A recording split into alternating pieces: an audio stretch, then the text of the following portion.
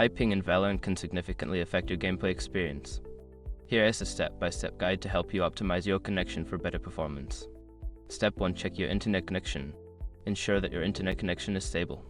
Use a wired connection instead of Wi-Fi if possible, as it generally provides a more reliable and faster connection. Step 2. Close background applications. Shut down any unnecessary applications running in the background that might be using bandwidth. This includes streaming services, downloads, and other online activities that can slow down your connection. Step 3. Change server region. In Valorant, go to the settings and change your server region to the one closest to your physical location. This can help reduce ping by connecting you to a server that is geographically near. Step 4. Adjust network settings. Optimize your network settings by enabling quality of service QoS on your router. This prioritizes gaming traffic over other types of traffic, which can help reduce lag during gameplay. Step 5. Use a VPN if necessary.